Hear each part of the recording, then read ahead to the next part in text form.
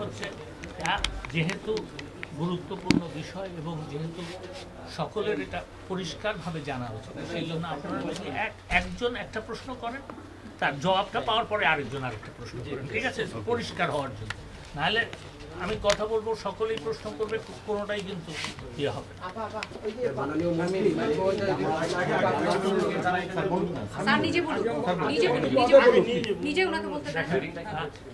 আজকে আমি বোধহয় গত পরশুদিন আপনাদের সামনে বলেছিলাম যে প্রথমে আপনার 14 দলের একটা সভা হয়েছিল, সেই সভায় সিদ্ধান্ত নেওয়া হয়েছিল যে জামাতে ইসলামকে আপনার রাজনৈতিক দল হিসেবে নিষিদ্ধ ঘোষণা করা হবে। এটার একটা আইনি প্রক্রিয়া আছে, সেই আইনি প্রক্রিয়া গত পরশু আমরা শুরু করে দিয়েছিলাম এবং সেই আইনি প্রক্রিয়া শুরু করার মধ্যে এটার কিন্তু এই যে গেজেট নোটিফিকেশন হয় সেটারও কিন্তু একটা কিছু আইনি বাধ্যবাধকতা পূরণ করতে হয়। তো সেই কারণে গতকালকে স্বরাষ্ট্র মন্ত্রণালয় এই আইনি বাধ্যবাধকতা পূরণ করে আজকে সকালে এটা আমার মন্ত্রণালয়ের লেজিসলেটিভ ডিভিশনে পাঠানো হয়েছিল এবং লেজিসলেটিভ ডিভিশনে পাঠানো হওয়ার পরে আমরা এটাকে ভেটিং করে আমরা আবার এটাকে স্বরাষ্ট্র মন্ত্রণালয়ে পাঠিয়ে দিয়েছি। আমার মনে হয় যে কিছুক্ষণের মধ্যেই স্বরাষ্ট্র মন্ত্রণালয় এই গেজেট নোটিফিকেশন পাবলিশ করে দেবে। সরকার এই সিদ্ধান্ত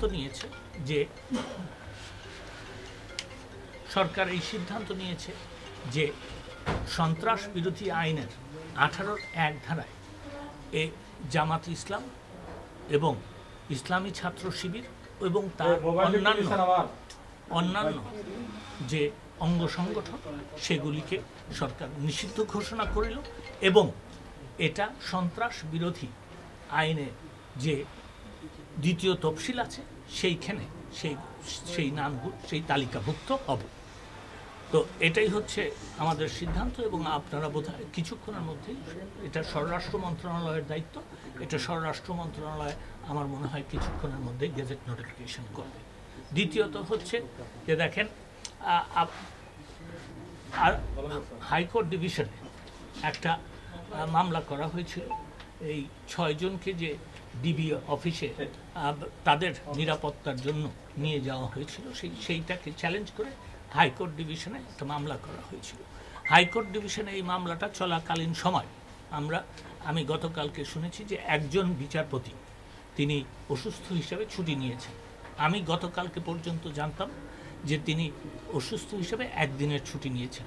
আমি গত রাত্রে জানতে পারি যে তিনি আজকেও ছুটিতে আছেন। তার মানে এই যে হাইকোর্ট ডিভিশনে যেই মামলাটা শুনানি হওয়ার কথা সেই মামলাটা আজকেও শুনানি হবে না।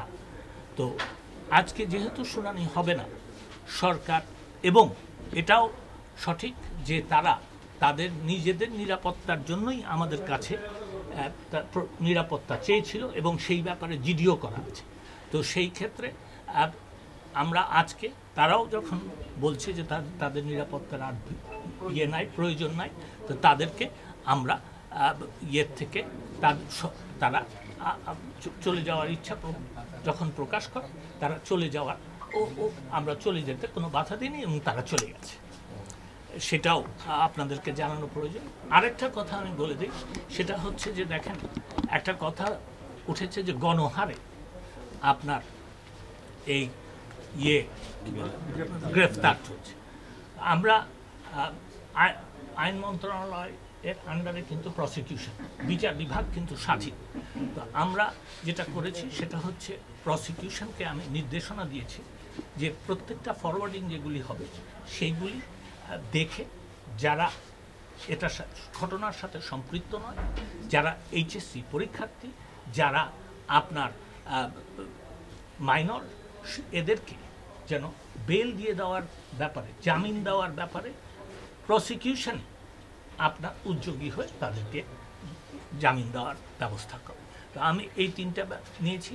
কিন্তু আমি আরেকটা কথা বলতে চাই যে বাংলাদেশে আইন আছে, যে অপরাধ করেছে সে কিন্তু আইনের আওতায় এসেছে এবং আইন তার নিজস্ব গতিতে চলবে। আপনাদের সকলকে ধন্যবাদ। স্যার একটা ছোট ক্লিয়ারিফিকেশন,